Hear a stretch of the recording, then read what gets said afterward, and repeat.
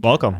Hi. Thanks for coming. Hi. Thanks for having us. Yay. This is the Lighter Soapbox. We have Maggie Bond and Brittany Weiner with us today. How we doing? We're doing great. Brittany, what's it like being on the other side of the microphone? Not doing the interview, but being interviewed. I've done this a couple times before.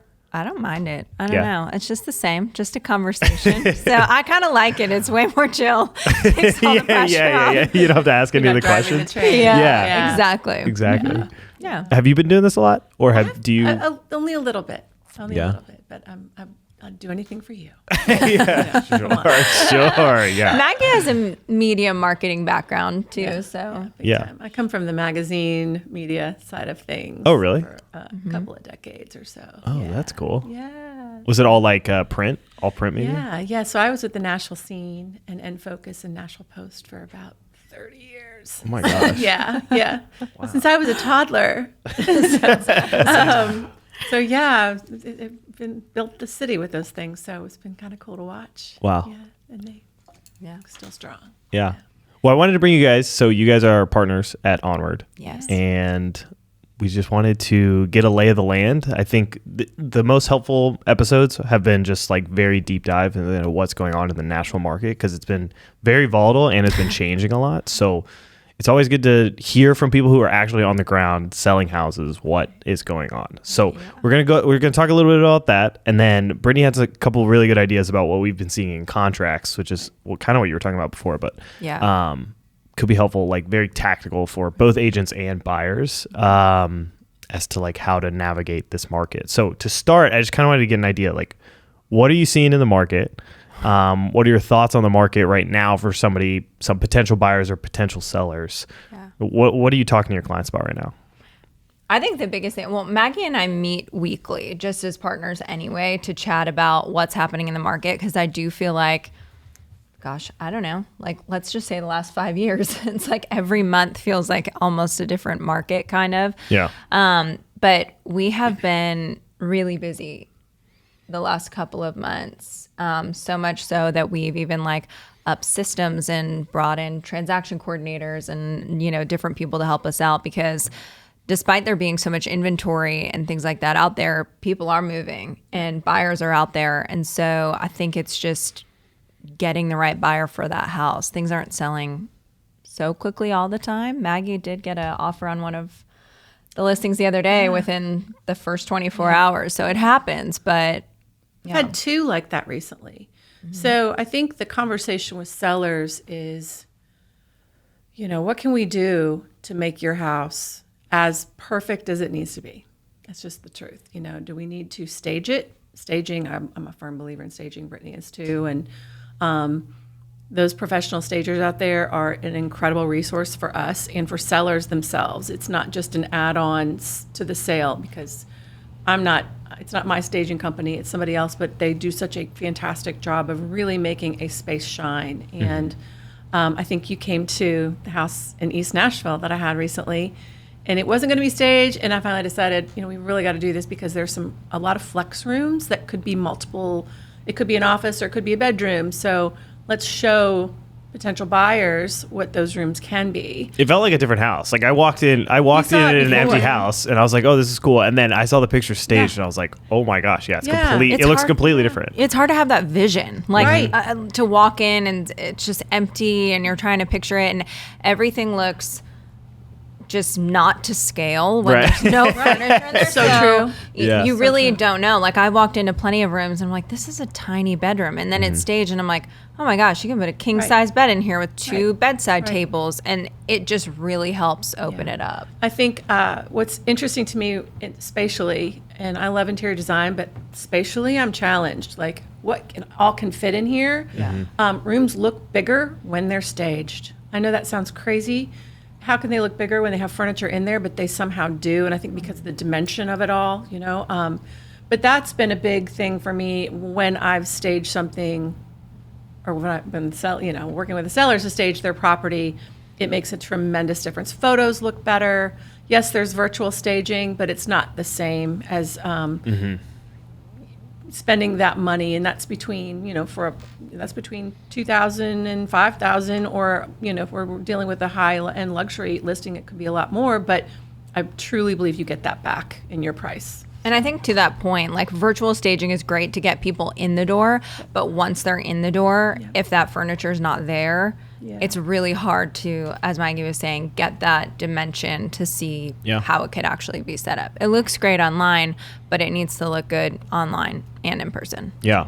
So you guys have been representing both buyers and sellers, obviously. Who do you feel like has the negotiation power right now? I mean, personally, I've been seeing it a lot differently, because the houses that are priced really well and are a really good product are going off the shelf pretty quick. And in that situation, the seller does have a lot of leverage. But then there are some other houses where the buyers have the leverage. So what are you guys seeing? I think more so it's buyers right now still. I would agree. I think like if you have a really unique product, like I have a property right now that did go under contract, like literally the first day we're on the market, the first showing, they knew they wanted in that neighborhood. So if you have something where they're in a neighborhood where there's very rarely any inventory, and it's, people love the neighborhood, and you really show that house off the right way with professional photography and video and all the things, it makes a big difference. And we did really well on it, and we did have several showings, but so I don't know if that kind of answers the question, that it's kind of be right away if you have something unique like that. It's kind of dependent on the neighborhood, like you were saying. Yeah. I mean, tonight, actually, there's kind of similar situation. This really tiny neighborhood that I have buyer clients that have been hyper focused on. Crazy. And I've just gone and done a deep dive into every single owner in that neighborhood and found them off markets or people that are willing to sell to see tonight. And so we'll go look at those. And so in that sense, they're not going to have as much negotiating power as they would if these were sitting on the market. But I think because it's such a unique, neat neighborhood, the seller's going to have a little bit of the upper hand in this, but we'll be able to work together to get them a good deal. So I think it's just those really tiny, desirable neighborhoods where, the seller's still going to have the upper hand. But for the most part, overall, I would say it's still the buyer. I mean, we're getting closing costs. You can negotiate price a little bit. We can ask for repairs, things like that. So there's room to have a really good deal. And I don't think it's necessarily, for lack of a better word, screwing over the seller. I think everyone's getting a good deal at the end of the day. It's just you're able to negotiate all those aspects. Yeah. What's that conversation like with somebody off market? So you're looking at a specific neighborhood, and you're like, my buyers want to buy in this neighborhood. What? Obviously, it's not your job to convince them to sell, but why are they selling? Because if you look at it, if you're like, hey, buyers have most of the negotiation power right now, what's that conversation like? So Maggie and I are fortunate enough where pretty much all of our business is referral based, so we really don't do a lot of cold calling. I don't love it personally, just because I think if someone wants to sell, hopefully they'll come to you. But in this scenario, or when we have clients who are looking for something really specific, I just call them and I say, hey, listen, I just have buyers who are really interested in your neighborhood. If you have any thoughts about selling anytime soon, or it's just been on your radar, just let me know, because we may want to come see it and possibly work a deal with you, and just sort of start that conversation from there. And so one of the people who are seeing her home tonight, she was thinking about renting it this summer, and she was like, but I've tossed around the idea of selling, so if they're really interested, I would do this instead. And then the other people were actually already working with an agent looking for a house, planning on selling once they found something. And so this might just accelerate that process a little bit. So I'm actually, in that case, working with the agent that they're looking with. I never try and go around an agent. Right. Once they told me they were working with someone, I gave him a call. And so he's setting up, the process through us. But those are the conversations that I usually have. I think that's really rounds it out, because you are going to run into different kinds of people who are like, well, I wasn't thinking about selling, but my make me move price is X. Sure. And if the buyer is that, fixated on that particular neighborhood, they may pay for it. So that could work for somebody. And I also think it depends on the kind of product. It's harder for a single family home with a family and kids and all that stuff to just, up and move. But this particular kind of home is a little bit more, it's kind of an HPR townhome style, so it's not as you don't have a yard, you don't have some things like that, but so it's a little easier to pack up and get out if you need to. And a little bit more investors, renters, things like that. So kind of more turnover. Yeah. Yeah. So shifting gears to buyers, what do you feel like a lot of your conversations with buyers have been? Has their mindset shifted a little bit? Are they a little bit more used to the high 6% range? Are they more focused on monthly payments? Are they more focused on price? Like, what are you seeing from buyers? I mean, I think everybody's focused on payment. You've got a lot of things added into your payment, and obviously the rate is a big chunk of that. But I do think people are getting used to these rates. Mm-hmm. I don't even call them high rates anymore. The rates are what they are, and they've been in this zone for so long now. Mm-hmm. The 2%, 3%, 4%, 5% so far in the rearview mirror. I think we had to get past that over time. Time heals all wounds. Mm-hmm. That wound is that wound of people just waiting for that to circle back around. I was like, that's never going to happen again. So just don't wait around for it. But I think people are kind of settled into the new reality. Mm-hmm. I think it's been our reality for 2 years, right? Oh yeah, yeah, 2.5. 2.5. Yeah. It feels like 10. Yeah, right. Yeah. Time flies when you're having fun, guys. I think that the trick is that the rate accompanied by higher, actual pricing. Yeah, has been tough for some people, but I think there are a lot of people who are. Once they're educated, you do a great job of educating people on what they need to have to buy in. And especially first-time buyers, a lot of people still have this myth that you have to have 20% down. I think that's something I hear all the time, and it's like, no. So connecting with somebody like you is great, and you can explain to them that they have options. And but I think that they're getting over the whole, the new rate normal settling in. And I think it's just looking at the rate now and saying, hey, if you're comfortable with this payment, let's just plan on this for however long this lasts. I mean, I think we've all been hoping, that we'd see more of a drop sooner than this. Mm-hmm. But we've just kind of been sort of stagnant and slowly moving around in the 6s. And I think with that, it's just like, be comfortable in the price that you're in, don't bank on refinancing anytime soon, but hopefully it comes soon. Yeah. And then, if it does, then great, you're saving money. And I think if you can get comfortable with that and feel good in that payment, I never want someone to buy a house that just feels like too much for them. And then hopefully down the line, you can save money, maybe even, roll off that PMI or something like that. That's going to feel really good one day when that happens. I mean, I feel like it's a perfect transition into the second topic we were going to talk about, because one way to reduce your monthly payment is to put a large amount down. Mm-hmm. And most of the people that have the ability to put a large amount down are selling another property. Yeah. Mm-hmm. I have seen like 70 to 80% of the contracts that I've been getting over the last couple of months have home sale contingencies, or there's a buyer on the other side buying somebody's house that has a home sale contingency.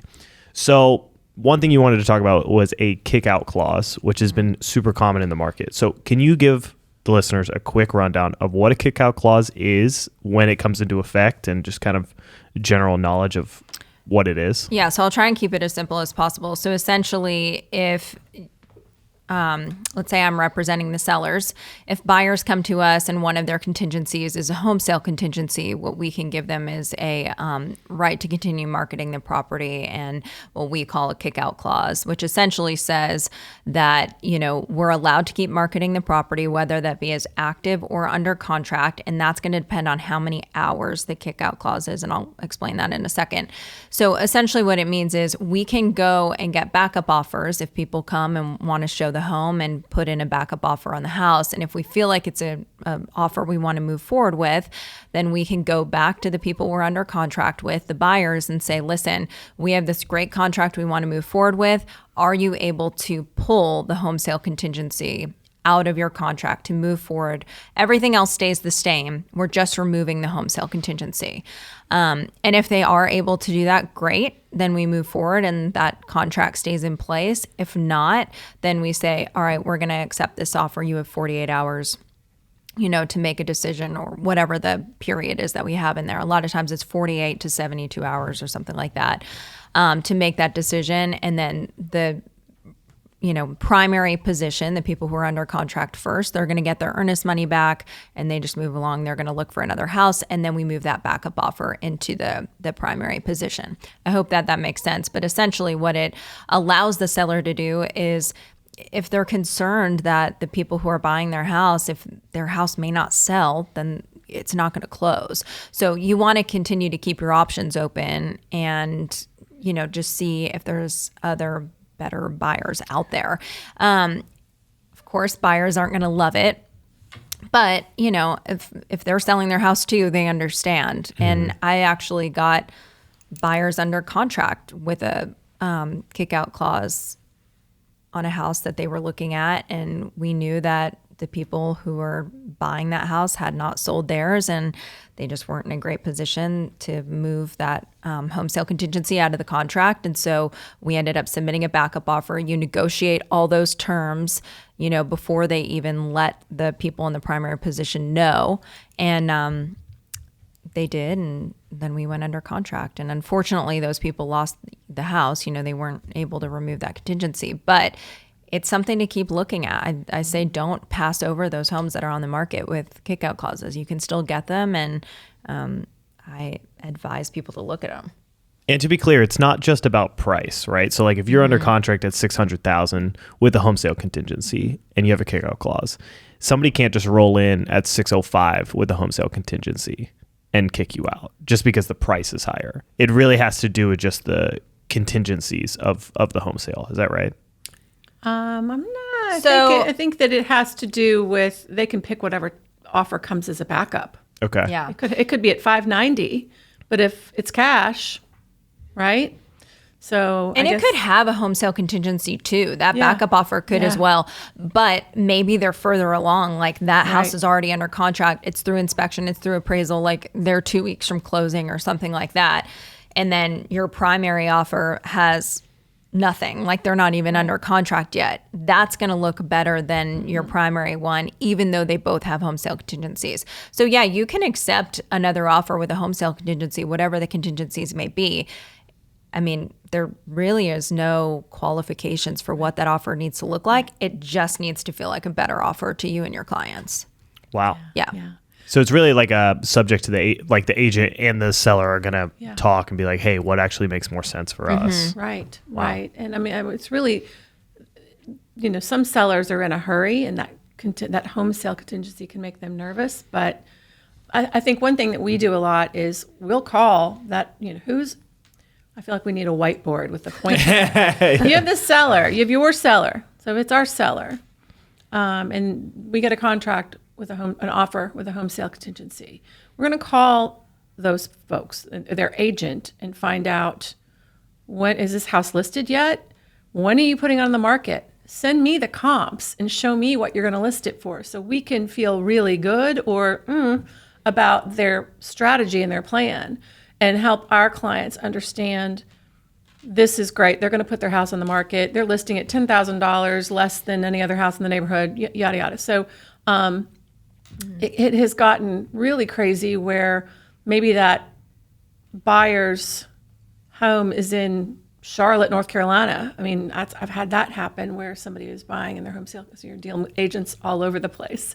Their listing agent there, their buyer's agent here. Anyway, but yeah, the terms just have to feel better to the seller in order for it to be in that kick-out clause period. Wow. More for them to accept it. And part of that, addendum, the kick-out clause that you put with the contract also says if their home's not on the market, it has to be on the market within X amount of days. And that's something that you write in. So, you want to get it on the market as quickly as possible. Ideally, for people that I have that are purchasing and could possibly have a home sale contingency, I like to get their house on the market already, so we can bring that to them. We know the feedback already, whether, people feel that something needs to change or maybe there needs to be a change in price.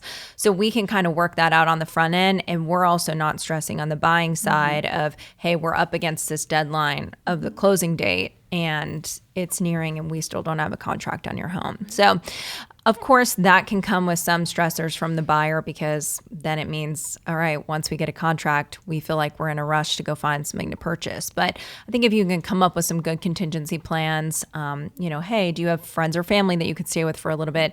Could you move into an Airbnb and just throw some stuff in storage? I mean, those pods and things that you can pack stuff into are phenomenal. You really don't have to move twice, if you do that in many cases. So I think it's just, everyone's situation is different, but just having all of those discussions, whether you're on the buyer or seller side.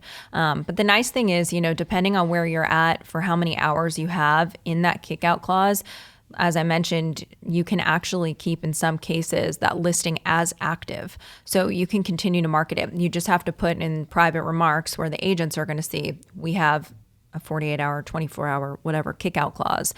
So just note that when you're submitting the offer. Give us a longer time to negotiate this. Right. So even if it's under contract on Zillow, you are still encouraging buyers like, hey, we should probably look at this house, because especially if you don't have a home sale contingency or you set up something else, on the side, you're like, we could actually, we may be able to get this house for cheaper than what they're actually under contract for, because we don't have anything. Exactly. And you go from active to under contract and still showing, right? That's the status. And then once those contingencies are more further along and those things are removed, then you go to under contract not showing. But the majority of things that are under contract right now are under contract still showing. That's typically the case.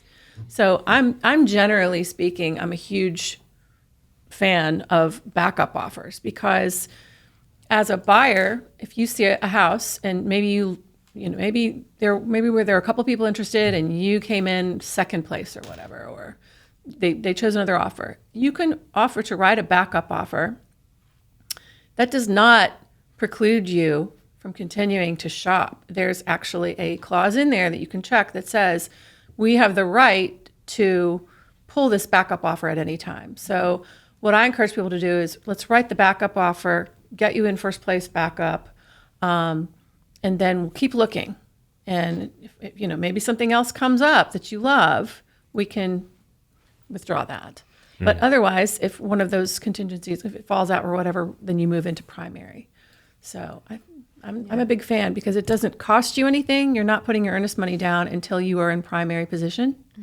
Your timeline for inspections and everything doesn't start until you're in primary position. So it really isn't any kind of a commitment other than we really want this house if it comes available again. And we don't have to worry about competing with other people if it goes back on the market. Right. Like, you're already in that primary position. Right. It's also nice for the sellers because they don't have to put it back to active. It just stays under contract. So yeah, I think that's a big misconception too about backup offers, is people think, I just want to reiterate this, that if I put in a backup offer, I can't keep shopping. Right. Or then I have to, start inspections. What if I waste money on inspections, all those things? You don't have to do that until you move into primary position. Like, you're just kind of sitting there as, we're really interested, and let us know if that primary contract falls through. And if it does, then that kind of kickstarts everything as to when inspections start, when you need to get earnest money in, order appraisal, all of that.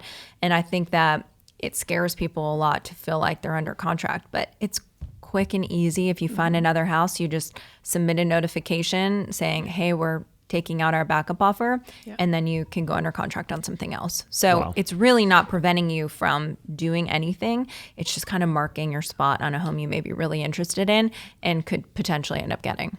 Wow. Yeah, that's awesome. That's really, really good. So the other thing I wanted to talk about was removing a home sale contingency, because I've been running into this a lot with clients who are under contract. They have a home sale contingency. They have a kickout clause in here. The agent reaches out and says, hey, we got another offer that doesn't have a home sale contingency. You have to remove this if you want to continue moving forward. So the number one way to remove a home sale contingency is called a bridge loan. That's what I do most often. Right. So a bridge loan is a 90-day loan that you can take out on your house that you are selling. And then you use those funds as the down payment for the purchase of the new home. It removes the home sale contingency because people are selling houses because they need that down payment to buy the next one. The catch is that you have to have enough income to qualify for all of the loans put together. So you need enough money to cover your current mortgage payment, your bridge loan and your new mortgage payment. So a bridge loan is you're really just bridging the gap between your current house and your new house without having a home sale contingency. So when clients talk to me, they're like, hey, I have to remove this home sale. If they don't already have enough money to buy something, they can do a bridge loan. So that is what I've been recommending the most for clients who are like in the situation that you guys are talking about right now, if they still really want the house. The downsides obviously are that it's a short-term loan, so you really have to get the house sold, or you're going to be in trouble. But the plus side is you get the house that you really want. So have you guys seen bridge loans at all or anything like that for your buyers? I haven't worked with one. I've had people trying to figure out how to do it with a HELOC because they have a lot of equity and they're downsizing, that kind of thing. So you go from a $2.5 million house and you have $2 million in equity, and you can go take that out to go buy your 1.1 in cash. Yeah, you can definitely do it with HELOCs as well, which is a home equity line of credit, which is basically a credit card on your home's equity. So you set up a line just like you would set up a credit card bill. Then you can draw from it whenever you want. You just pay down the money on whatever you draw. So yeah, I haven't dealt with them. Luckily, we've either had the home sale or they've just been able to do it without. But I think I'm having those conversations on the front end of those options that are out there. So I would say most of my clients who have the home sale contingency are doing that because they can't do the bridge loan or don't want to risk that, which I completely understand. So I think it's going over all of those options before you even start the process to make sure that would feel like a comfortable option. And if it does, great. If not, then say, okay, we stick to this home sale contingency. If it doesn't work out, then here's plan B. But yeah, I haven't worked with them too much. I do think it's a great option. And especially if you're in one of those neighborhoods where you can look at the data and, you have some good numbers where the last 3 to 6 months, everything has been selling within 30 days. That's just kind of the average days to get a contract, and you're priced right and your home looks great and, you're doing all the things. I think as long as you can have that data, knowing where you'll probably get a contract is good. If you're sort of one of those one-off homes where it's just really unique, that's where it can get kind of tricky. But just making sure that it's really good, it's well priced, all of those things. The other good strategy, if you don't want to take on the risk of a bridge loan, is putting down the minimum. So like, let's say you have enough cash, like you're planning on putting 20% down, but you need the 20% from your home sale. But let's say you actually do have 5% in cash. What you could also do is buy the house with 5% down. And then when you sell your existing house, you do something that's called a recast. So what a recast is, it's not a refinance.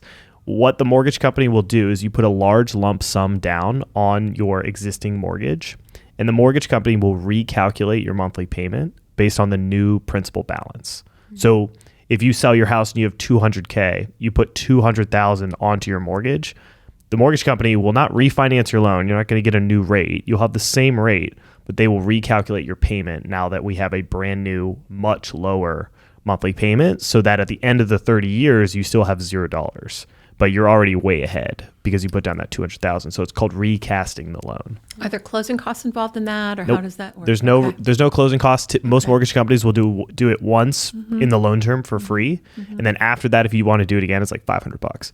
It's very inexpensive, and the best way to redo the mortgage payment on the loan. Again, it keeps your rate the same, but if you don't want to take on the risk of a bridge loan and you have the minimum down already, just like in a stock account or whatever, you can put down the minimum, buy the house, no home sale, and then recast the monthly payment. And I think this is the scenario that you've played out with clients that we have right now, just that are selling a home, purchasing something else, don't have the home sale contingency, and we're just kind of talking over different scenarios. And I do think it's a great option for people to think about if they have that ability. Yeah. I'm gonna have you talk to somebody. Yeah. Talk about this. I have some clients who have a home, they have many dogs, and it's kind of it's going to be a thing to show that house, and it might be a thing where we do exactly that. Where I would love for them to move first, I know I could sell their house if it was empty. Right. You know, and I didn't have the dog. I mean, I think they have 6 dogs, and a couple of them are special needs pups and stuff. So I know, and so I think that would be hard. So it'd be better for them to go ahead and buy and then do that, because I know the house would sell pretty quickly. Yeah. So maybe that's the answer for them. Yeah.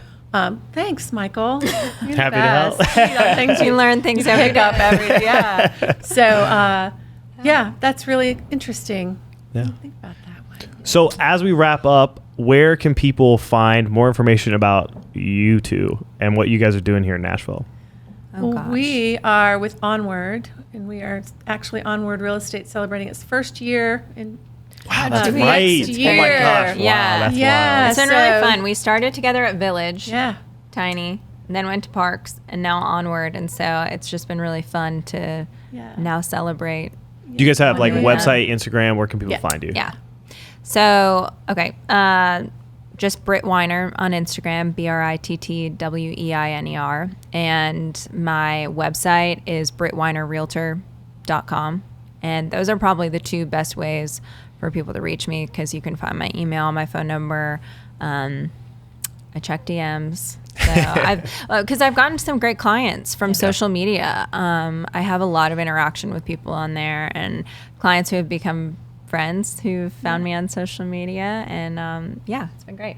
She's a powerhouse. Powerhouse. What can I say? It's true. I learned from No. this woman right here. So, yes. My website is maggiebond.com, and it's a thriller. Let me tell you. Just kidding.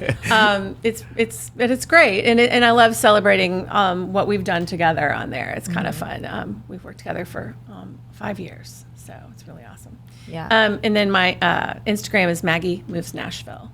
Maggie So, Moves Nashville. Yeah. Yeah. Well, thanks guys for coming on. Thank Thank you you for for having having us. us. This was fun. Yeah. We'll see you Yeah. later. Bye. Thanks.